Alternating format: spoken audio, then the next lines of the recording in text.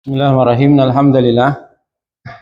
Nahmaduhu wa nasta'inuhu wa nastaghfiruh wa na'udzu billahi min syururi anfusina wa min sayyiati a'malina. Man yahdihillahu fala mudhillalah wa man yudlil fala hadiyalah. Allahumma shalli wa sallim ala nabiyyina Muhammadin wa ala alihi wa ashabihi ajmain. Kembali melanjutkan pembahasan kitab Manhajus Salikin wa Tawdihul Fiqh Fiddin. Kemarin kita sudah masuk Kitabus Shiyam sampai pada paragraf ketiga, bahwa masuknya bulan Ramadan itu ditandai dengan apa? Ru'yatul hilal. Dan untuk masuk Ramadan itu cukup ya, membutuhkan satu orang saja yang melihat hilal. Artinya kalau ada seorang yang itu terpercaya, ya siqah, adil, maka itu sudah cukup ya digunakan untuk menetapkan awal Ramadan. Adapun bulan-bulan selain Ramadan, maka minimal dibutuhkan berapa? Dua orang yang menyaksikan atau melihat hilal. Jadi kalau Ramadan ini satu itu cukup. Setengah gimana? Ya nggak ada tahu masuk orang setengah. Nah, 99 sampai genep berarti tidak terpercaya atau ya kan? Ya pasti terpercaya itu ya orangnya ya dari sisi apa kejiwaan ya juga normal, kemudian dari sisi amanah, tanggung jawab juga bisa dipercaya gitu. Tidak terkena pendusta dan lain sebagainya. Maka itu cukup satu orang kalau menetapkan bulan Ramadan. Kemudian juga untuk puasa wajib disyaratkan ada niat sejak malam harinya. Berbeda dengan puasa sunnah, maka boleh berniat di pagi harinya. Kemudian berikutnya qala al-musannifu rahimahullah wal maridul ladzi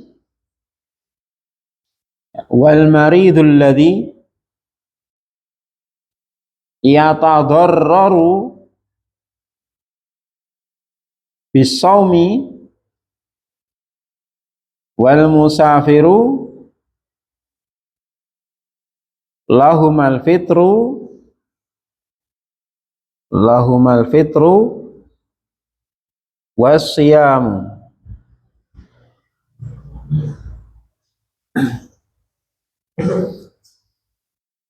Ya. Sedangkan orang yang sakit, al-marid, orang yang sakit, alladzi yang yatadarraru ya bisawmi, yatadarraru bisawmi, menjadi parah sakitnya dengan sebab puasa. Ya, artinya apa? Puasa itu membahayakan dirinya. Bisa dua hal ya. Sakitnya tambah parah atau sakitnya itu lama sembuhnya. Kenapa? Harusnya sehari minum obat 4-5 kali, karena puasa nggak bisa 5 kali. Sehingga apa? Lama sembuhnya. Maka seperti itu boleh tidak berpuasa.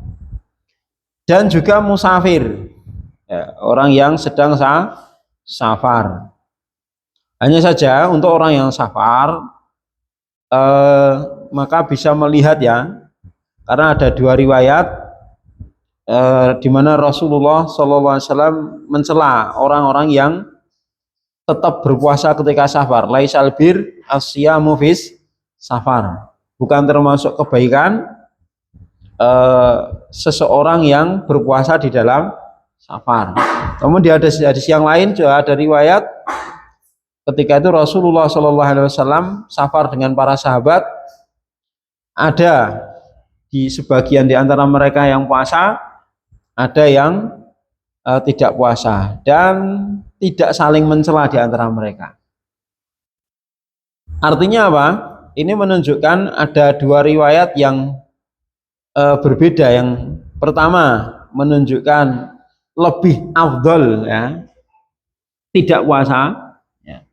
Kemudian yang kedua itu menunjukkan lebih afdal berpuasa. Nah, dari sini para ulama membuat satu kesimpulan pertengahan, jika safar dengan safar itu kemudian dia puasa itu membahayakan atau bermudarat pada dirinya, maka tidak puasa lebih afdol. Akan tapi kalau dengan safar itu puasa nggak puasa sama saja, dalam artian dia nggak puasa juga tidak mengapa, kemudian dia berpuasa pun juga tidak membahayakan dirinya, maka sebaiknya berpuasa. Karena apa? Karena asalnya dia itu harus berpuasa. Sementara dia mampu mengerjakannya, maka diharapkan tetap berpuasa. Karena apa? Lebih memuliakan bulan Ramadan. Itu yang pertama. Yang kedua, sedang rampung kewajiban nih. Karena apa? Mengqadha itu lebih berat. Ya kan? Mengqadha itu lebih berat. Dan terbukti ketika bulan Syawal itu masih banyak orang yang baru mengqadha. Karena mengapa? Berat, ditunda-tunda itu kan. Karena batu remangan dek ini poso dewi. Ya kan? Nek Ramadan kan jelas, semuanya puasa semua itu. Yang pertama, yang kedua, di bulan Ramadan setan dilenggu oleh Allah Subhanahu wa taala. Banyak kemudahan. Tapi di selain bulan Ramadan susah.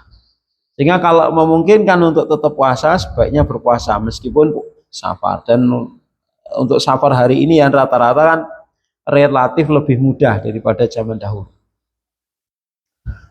Kenapa? Orang safar kan tidur tuh paling. Ya, mau nyemplung bis, ngerti-ngerti teko nggone.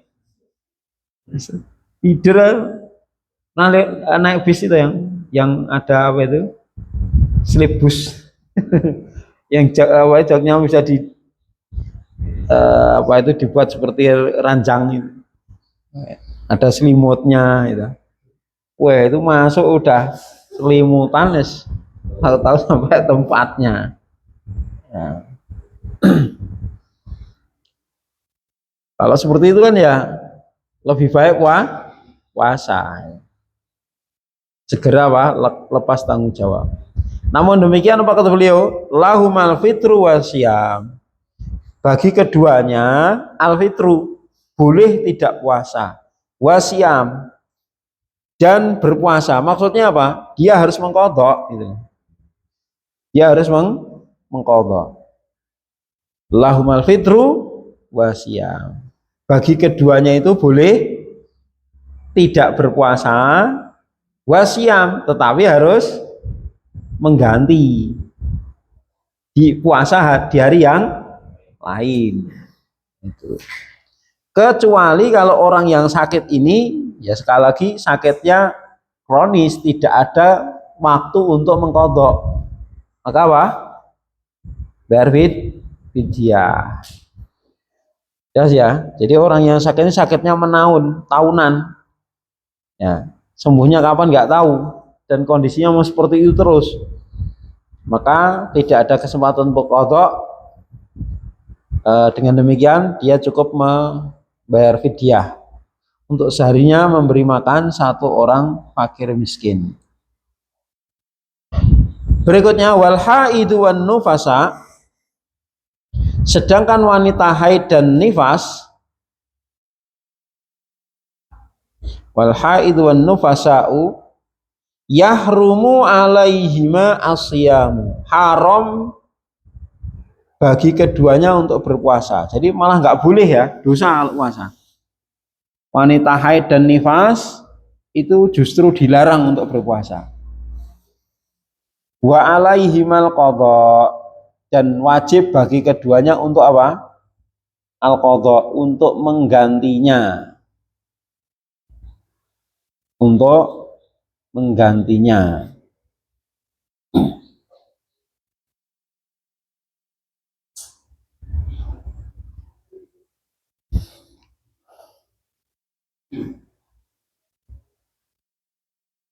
Kecuali kalau orang nifasnya, orang nifas itu kan habis melahirkan, toh? Habis melahirkan. Kemudian habis itu menyusui, ya kan? Menyusuinya 2 tahun. Sementara kalau dia puasa nggak kuat. Kalau menyusui, dia puasa nggak kuat, lemes dia. Maka apa? Tidak ada kesempatan untuk mengqadha. Maka bagi wanita yang nifasnya seperti itu, maka bisa membayar fidyah. Namun ketika dia nifas dan dia tidak menyusui anaknya, ya kan? Ada banyak sekarang ibu-ibu yang nggak menyusui anaknya. Ya, rata-rata yang wanita bekerja ya, dari pagi sampai sore baru pulang, ya. Maka dari lahir sudah dibiasakan pakai susu formula supaya kalau ditinggal nggak rewel gitu kan. Kalau ASI nanti dari kecil sudah ASI, biasanya nanti kalau ditinggal-tinggal rewel gitu. Nah, kalau nifasnya seperti itu, ya nggak boleh bayar fidyah. Ya, dia harus mengqadha. Karena apa? Dia nggak nyusui kok. Ya, dia nggak nyusui anaknya. Jadi meskipun dia melahirkan kemudian nifas, tidak puasa, maka dia harus mengqadha di hari yang lainnya. Jadi misalnya apa? Di awal Ramadan melahirkan, sebelum Ramadan itu ya, berapa hari melahirkan, berarti kan nifasnya 40 hari, jadi full 30 hari enggak puasa. Maka harus mengqadha nanti setelah selesai nifasnya. Ya. Itu untuk wanita haid dan nifas. Tapi kalau haid mutlak harus mengqadha, enggak ada fidyah bagi orang yang haid. Terus berikutnya, wal hamilu wal murdi'u idza khafata ala waladaihima aftarata wa qadota, yaknya dibuang ya. Kenapa dibuang? Kan dari qadha yakdi. Qadha. Kan gini fi'il madhinya. Ini kalau ditasrif ketika fa'ilnya huma mu'annas bagaimana? Qadha, terus qadha bawahnya qadha ya, terus qadau dhamir ya, qadhat dhamir huma mu'annas qadhata, itu bukan qadhayata tapi apa? Qadhata. Nah gini, qadhat qadhata itu ya. Ya situ kan qadhayata lah, yaknya dibuang. Ini seperti tasarifnya apa? Saro lah. Saro ya, sarau, sarot, sarota, kodo ya, kodou, kodot, kodota. Berarti ini salah cetak ya, bukan kodoyata tapi kodota. Karena fa'ilnya di situ apa? Aliful isnaini, taknya tak taknis. Itu dhamir huma mu'annas. Jadi wal hamilu wal murdi'u idza khafata ala waladaihima aftarata wa qadata wa amata an kulli yaumin miskinan, an kulli yaumin miskinan. Wal hamil wanita yang hamil, wal murdi dan menyusui idza khafata jika keduanya mengkhawatirkan ala waladaihima, yang mengkhawatirkan anak keduanya. Yang hamil berarti apa? Mengkhawatirkan janinnya, yang menyusui berarti mengkhawatirkan anaknya. Artinya apa? Kalau dengan puasa itu membahayakan janinnya, saya nggak puasa aja, perkembangan janin saya itu apa? Sangat lambat sekali, apalagi nanti puasa. Ini juga perkembangannya kurang bagus, sehingga apa? Dokter menyarankan tidak puasa supaya nutrisi ini terus tetap ada ke janin. Nah, ini berarti mengkhawatirkan apa? Janinnya.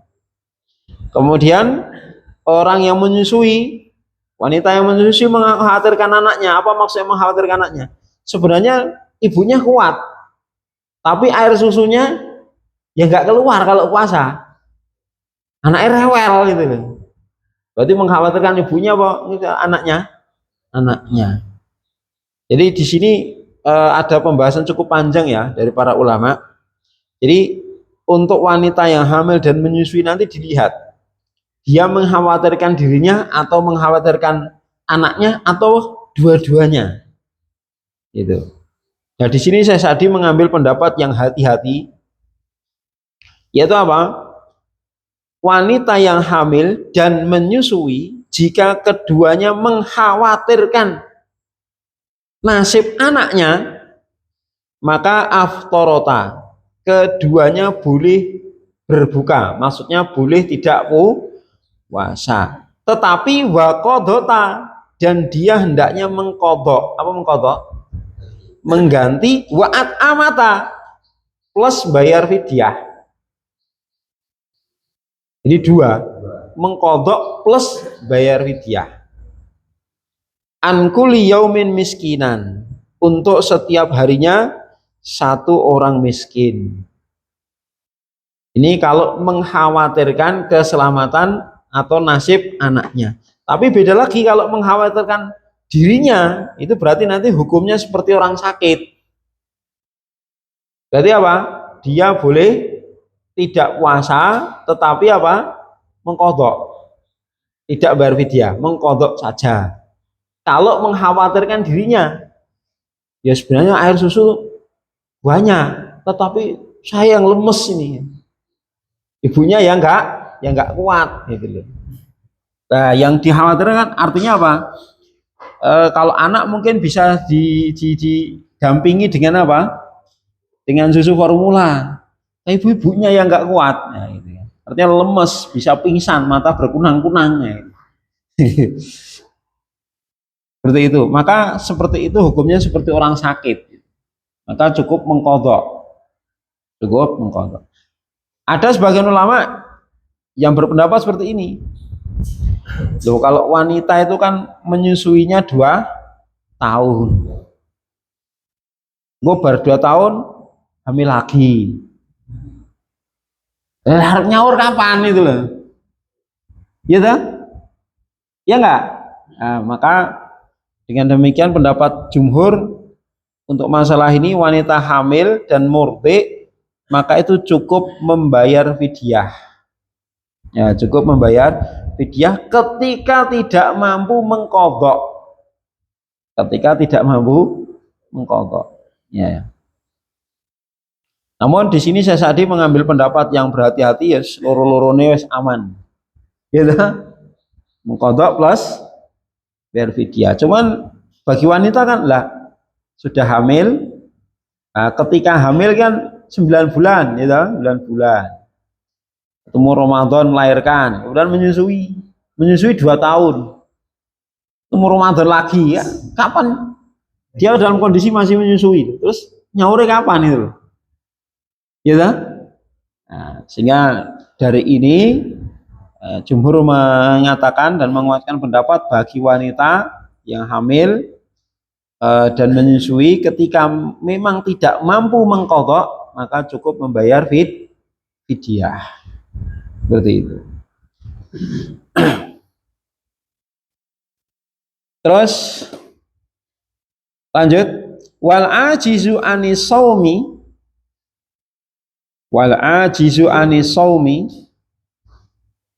li kibarin au maradin la yurja bur'uhu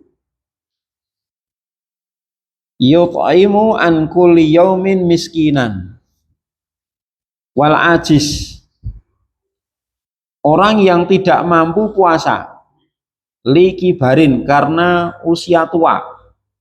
Li kibarin, karena apa? usia tua. Mungkin nggak orang yang tidak mampu puasa tahun ini karena sudah sangat tua, tahun depan bisa mengqadha? Oh, tahun ini aja ya aku kan nggak mungkin toh, tambah tahun tambah nom kan nggak mungkin. Ya barangkali masuk ben kuat loh, iki wis ra kuat semen kan tambah tua meneh gitu kan. Ya kan? Jadi kemungkinan kecil.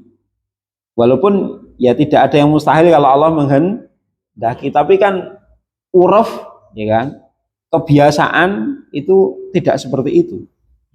Jadi kebiasaan itu kan ya tambah tahunnya semakin lemah. Kalau hari ini lemah, tahun depan mesti lebih nggak kuat lagi ini. Itu kalau udah usia tua. Atau karena sakit yang layur jaburuhu, sakit yang layurja, tidak mungkin atau kecil sekali harapan buruhu sembuhnya. Ya sebenarnya diharapkan, tapi apa? Kecil. Ini kecil harapan sembuhnya. Jadi penyakit-penyakit berat ya, penyakit-penyakit yang berat sudah cuci darah misalnya ya, yang itu sudah tidak bisa apa, kemungkinan sembuhnya sangat-sangat kecil. Maka apa? Yut'imu an kulli yaumin miskinan. Dia boleh tidak puasa, dia tidak puasa. Ya. Lalu apa? Dia tidak usah mengqadha, cukup membayar fidyah, memberi makan untuk setiap harinya satu orang fakir miskin. Dengan makanan yang dia biasa makan bersama keluarganya itu minimal. Kalau lebih enak maka lebih bagus. Paham ya? Ya, tapi minimal sebagaimana makanan yang dia makan dengan keluarganya. Artinya biasanya dia ya lauknya telur ya, yang untuk fidyah itu ya telur gitu loh. Jangan sampai kalau yang dimakan tiap hari itu telur ya kan, yang dibagikan tempe aja sudah semangit. Tahu kan tempe semangit? Karena udah hampir tidak bisa tertolong ya kan, eman-eman timbang nih di gua anggur gimbayar fit ya, ya itu tidak boleh ya, tidak boleh seperti itu. Jadi minimal sebagaimana yang dia makan bersama keluarganya. Kemudian berikutnya, untuk pembayaran fidyah ini ya bisa dalam sehari, misalnya sehari ini selesai langsung ngasih makan, hari ini selesai ngasih makannya besok juga boleh, atau nunggu selesai dulu di akhir Ramadan, setelah selesai masak gitu, masak banyak, kemudian dibagi-bagikan kepada 30 orang fakir miskin, itu tidak mengapa ya. Atau sebagian ulama memperbolehkan dalam bentuk bahan makanan, jadi tidak makanan jadi mentah, beras. Namun demikian beras ditambah lauknya. Nah, untuk nominalnya berapa kalau bahan makanan pokok? Maka satu mud seperempat sok ya, satu nisab zakat fitrah dibagi 4. Jadi kalau kita mengambil pendapat yang 2,8, satu sok 2,8 berarti satu mudnya 7 on. Sehari itu 7 on. Ya, 7 on. Nah, itu boleh diberikan kepada satu orang, boleh. Jadi misalnya apa? Beras 7 on kali 30 berarti kan 21 kilo. Plus nanti misalnya apa? Setiap hari itu apa, telurnya 1 kali 30 ya 2 kilo, ndoknya 2 kilo. Nah, kira-kira untuk goreng ndok 2 kilo butuh minyak berapa? Ya minyaknya seliter apa 2 liter lah. Minyak 2 liter. Nah, biasanya goreng telur itu ngirit minyaknya ya. Biasanya gen lesi wajan, gen rakelet itu paling. Nah, jarang yang masak telur itu sampai minyaknya menggenang ya. Ya paling enggak ya 1 kilo atau dia 2 kilo ya bagus. Minyaknya 2 kilo, telur 2 kilo, berasnya 21 kilo. Berikan satu orang tidak masalah. Atau kalau mau dibagi beberapa orang juga tidak masalah. Demikian. Jadi boleh ya memasak, kemudian mengundang 30 orang fakir miskin juga boleh, ya. Atau dibagikan juga boleh, atau dalam bentuk mentah juga boleh. Tapi nek mentahan, apa mentahan? Duit mentahane wae. Itu tidak boleh. Karena harus berupa makanan. Nek duit nanti gitu ku mercon malah rasanya. Gitu. Gitu ku mercon. Ya, intinya karena syariat apa menetapkan berupa bahan makanan, berupa makanan ya. Maka ya kita ikuti nas saja. Itu tentang masalah fidyah. Ada yang dibahas? Enggak, Pak? Ya, berarti satu hari kan tidak makan Satu kali makan untuk satu orang fakir miskin ya. Enggak. Sekali makan saja. Yang kedua kemarin tentang menentukan Ramadan. Sejak tahun ada perbedaan antara yang Islam dan yang ketika salah pribadi sudah memenuhi syarat yaitu balik, akal, mampu, maka kita siang memenuhi dan niatnya malamnya. Tapi menentukan Ramadan itu salah bagi sama yang lain. Mereka mungkin salah hisab itu berlaku. Apakah ketika kita ternyata menentukan dengan itu salah, apakah puasa mereka itu seluruhnya dilihat secara sahih punya benar yang dulu. Ya. Jadi masalah batal tidak batal ya, gara-gara ru'yah atau hisab itu ya, kita tidak bisa menetapkan ya, karena itu kan masalah istihadi, masalah istihadi masing-masing pihak ya. Tapi kalau kita meyakini ru'yah ya, kita kuatkan ru'yah, kemudian puasanya kok ikut hisab ya, itu ya nggak sah. Paham ya? Artinya kalau kita sudah mengikuti satu pemikiran ya sudah, kita komitmen dengan yang kita yakini tersebut. Paham ya? Jadi jangan sampai ketika mulai puasa ikut yang ru'yah, karena biasanya apa? Belakangan. Puasanya kan biasanya lebih akhir itu loh. Seperti kemarin yang ru'yat puasanya hari Kamis, yang hisab hari Rabu. Berarti kan nek ikut ru'yat Rabu urung poso. Aku tak melu poso sing Kamis wae. Bareng Id melu sing hisab. Ya ini namanya kan sak penake gitu loh. Lah ya itu yang bisa jadi berdosa seperti itu. Karena nggak komitmen. Kalau dia meyakini betul-betul meyakini pendapat yang kuat hisab, ya sudah, dia ikut yang hisab awal maupun akhir. Lah adapun diterima atau tidak ya, wallahu alam, kita nggak tahu ya kan, kita nggak tahu. Ya, kita nggak bisa selama dia memenuhi syarat-syaratnya, dan di antara syaratnya kan sudah masuk Ramadan. Lah bagi dia kan sudah masuk.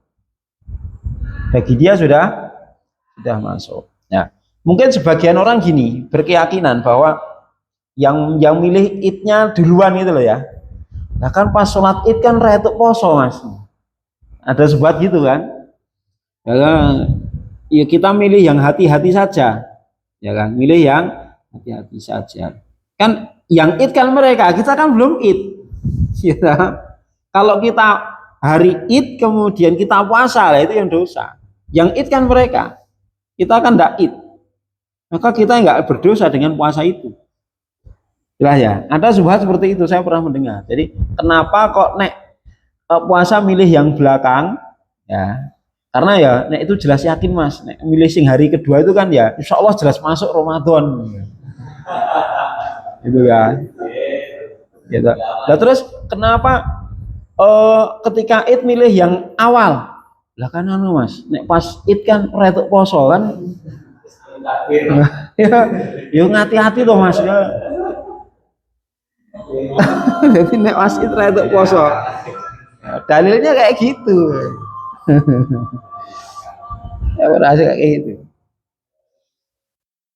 Ya, maka yang penting kalau dia memang yakinnya ikut hisab ya silahkan, tapi komitmen.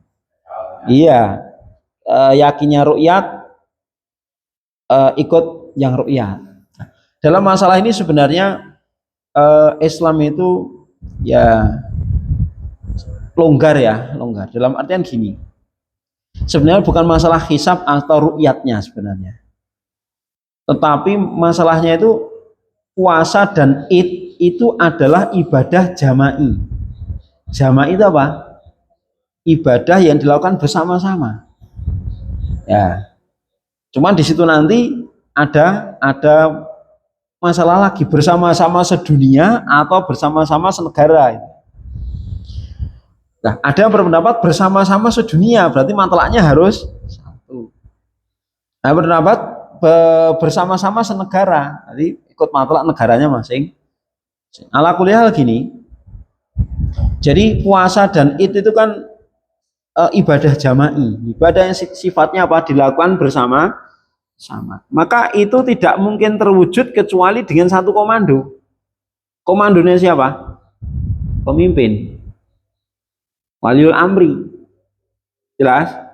Kalau dikembalikan kepada lembaga masing-masing, ormas masing-masing, nanti seminggu itu bisa ada id terus. Ada yang idnya Senin, ada yang Selasa, ada yang Rabu, ada yang Kamis, ada yang Jumat. Karena menetapkannya ya sesuai dengan madhabnya sendiri-sendiri. Ada yang harus Rebu Wage ya itu kan. Gitu? Ada. Ya, ada yang nelpon Allah dulu. Saya sudah langsung nelpon Allah. Nek besok itu sudah hari raya. Dan itu ada yang ngikuti ya.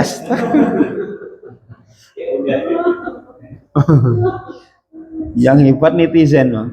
Mbok saya dibagi nomor WA-nya.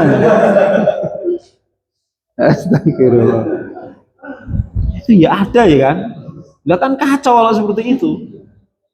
Ya kan? Kacau. Sehingga tidak jarang ya di dalam satu rumah itu yang satu sudah pulang id, yang satu masih puasa. Ya, dari yang satu sudah mengucapkan minal aidin wal faizin, mohon maaf lahir dan batin. Ya le, ning aku sisuk yo. Aku rung foto. Ya kan nggak enak deh kan, nggak nyaman. Walaupun ya sebenarnya sah-sah saja itu silahkan. Tapi kan dari sisi hati itu kan iji bodoh, iji semangan, iji poso dalam satu keluarga itu kan enggak. Ya, maka sebenarnya itulah hikmahnya. Jadi kenapa untuk urusan-urusan yang sifatnya jama'i itu jelas ahlu sunnah itu apa? Ya berpegang teguh dengan komitmen itu menjadi haknya waliul amri. Ya. Saya pribadi seandainya pemerintah kita pakai metode hisab saya ikut. Ya, saya ikut pemerintah. Paham? Ya, seandainya pemerintah itu di dalam menetapkan apa? Ramadan dan Id itu dengan metode hisab, dan sekarang kan pun sebenarnya walaupun ru'yah kan juga pakai hisab. Buktinya apa? Ada yang sudah melihat, tapi secara teori hisab kan tidak mungkin dilihat karena di bawah 3 derajat. Di bawah 3 derajat secara apa? Secara teori hisab. Secara teori hisab. Jadi wujudul imkani ru'yah, adanya kemungkinan ru'yah itu dinafikan. Artinya apa? Walaupun ada orang yang sudah mengaku melihat, tapi ketika secara teori tidak bisa dilihat kan juga nggak diterima juga. Faktanya kan seperti itu. Jelas ya? Jadi pemerintah itu kan menggabungkan dua metode. Hisab dan hisab, kemudian ditetapkan dengan ru'yat. Kalau sudah memang terlihat di beberapa titik baru terima. Seperti itu. Nah, kemarin kan ada info sebenarnya sudah ada yang bisa melihat. Ya, cuman itu secara teori hisab itu tidak bisa terlihat. Karena apa? Tidak mungkin. Karena masih di bawah 3 derajat. Itu tidak mungkin dilihat. Itu secara teori hisab. Ya, jelas ya. Maka bukan masalah hisab dan ru'yatnya sebenarnya. Jadi siapa yang punya wewenang menetapkan, itu yang penting. Paham ya? Yang punya wewenang itu siapa? Bukan ormas. Tapi apa? Waliul amri. Paham? Waliul amri. Karena apa? Itu lebih menyatukan perselisihan. Ya kan? Lebih menyatukan dan menengahi perselisihan. Nah, kalau semua ormas dibebaskan menetapkan Ramadan dan Idnya masing-masing, ya yang terjadi ya seperti ini, ya kan? Kemarin itu kayaknya sudah ada yang Id hari Kamis, yang Id hari Kamis ada, yang Id hari Jumat juga ada, yang Id hari Sabtu juga ada, ya kan? Seperti itu. Itu karena memang ya perbedaan metode dalam menetapkan. Itu ya. Jadi sekali lagi, walau alam, kalau saya pribadi lebih condong pada pendapat yang yang menetapkan itu haknya siapa, bukan masalah hisab dan ru'yatnya. Alhamdulillah pemerintah kita menetapkan sistem dengan metode ru'yat, yaitu lebih mendekati kebenaran lagi ya, dengan ru'yat. Nah, maka alhamdulillah kita ikut pemerintah. Jadi kita ikut pemerintah itu ya karena memang satu, itu memang wewenang dan haknya mereka. Dua, ya karena metode yang mereka gunakan lebih mendekati nas. Ya, lebih mendekati nas dan prakteknya Rasulullah dan para sahabat terdahulu. Wallah. Demikian masalah. Gitu. Ya. Tentang apa? Bayar fidyah ya. Saya ada orang Islam. Nah, tapi biasanya keluarganya itu yang Kristen jadi tidak ada apa-apa. Ya, orang Terus yang akhir Ramadan keluarga yang Kristen itu bayar ke pengurus zakat masjid buat bayar fidyahnya, tapi diserahkannya uang 300. Buat berarti 10.000 untuk 3 hari. Ya. Terus balikan ke Pancasila apa? Iya. Jadi nanti pihak masjid itu namanya wakilnya, mintai tolong itu ta. Terus kemudian pihak masjidnya memberikan beras, dibagikan fuqara wal masakin, boleh. Sebagaimana mengeluarkan zakat, kemudian disalurkan melalui panitia sebagai wakilnya, itu boleh. Jadi misalnya si A zakat ke masjid, zakat ke fuqara wal masakin, tapi lewat panitia di masjid. Dia tidak sempat untuk, karena dia sudah harus segera safar gitu, maka dia titip duit, ini saya tolong diberikan, saya zakat tolong diberikan, dikasihnya duit. Terus nanti panitia memberikan beras untuk diberikan kepada yang berhak menerimanya, maka tidak mengapa, ini mewakilkan itu ya. Yang lain Tentang orang yang kemudian sudah berarti mengganti dia tadi ya. Ya. Itu saja ya. Mengganti dia, tapi tidak mengotot. Yang siapa? Orang yang mengambil atau menyusui. Karena faktor akan saya dirinya aja. Dan kita akan susah. Misal menyusuinya itu hanya sampai dengan 6 bulan misalnya. Itu tadi bekerja. Ya. Dan si anak tidak mau dikasih nasi, tapi banyak perlu lagi. Ya, jadi kalau memang adatnya kebiasaannya seperti itu, ya adat kebiasaannya seperti itu, maka dia tidak boleh langsung bayar fidyah, karena dia mampu untuk mengqadha. Jadi gini ya, secara asal setiap muslim itu wajib puasa. Kalau tidak bisa mengqadha yang kedua. Baru kalau tidak bisa mengqadha bayar fidyah, itu urutannya gitu. Contohnya orang yang sudah jompo, udah tua, ya kan?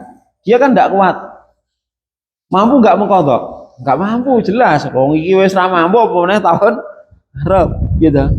Maka apa? Bayar fidyah langsung boleh. Orang yang sakit kronis, sakit menaun, menaun.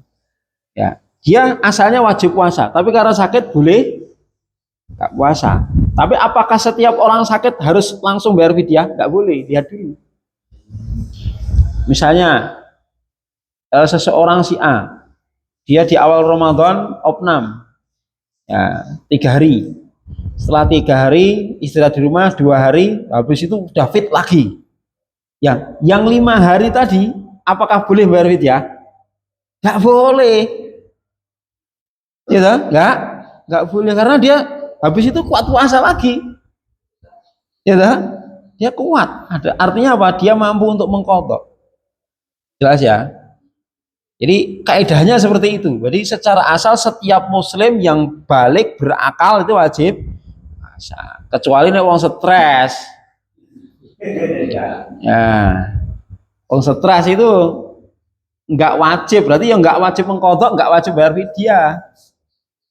Wong stres itu pokoknya lost doll. Ya kan? Jadi enggak usah bayar fidyah, orang stres itu enggak usah. Jadi misalnya ada anggota keluarganya yang ya kurang apa itu dalam sisi ingatan kurang bagus ya kan, atau gila dan lain sebagainya, itu kan tidak kena kewajiban itu. Ghairu mukallaf. Sebagaimana anak kecil nggak puasa, apakah bayar fidyah? Enggak toh? Apakah anak kecil nggak puasa wajib mengqadha? Enggak. Ya toh? Karena apa? Nggak wajib. Wong stres wajib nggak? Enggak. Jadi ini pas poso stres, lu baru pas bodoh waras, wajib nggak? Enggak. Karena pas Ramadannya itu stres, nggak ada kewajiban.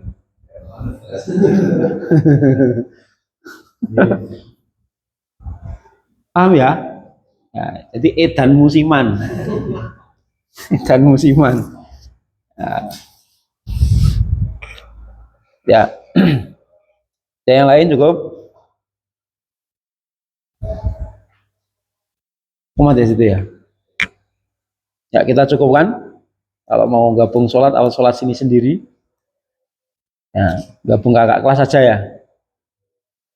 Kita cukupkan. Sallallahu Nabi Muhammad. Walhamdulillahirabbil alamin. Assalamualaikum warahmatullahi wabarakatuh.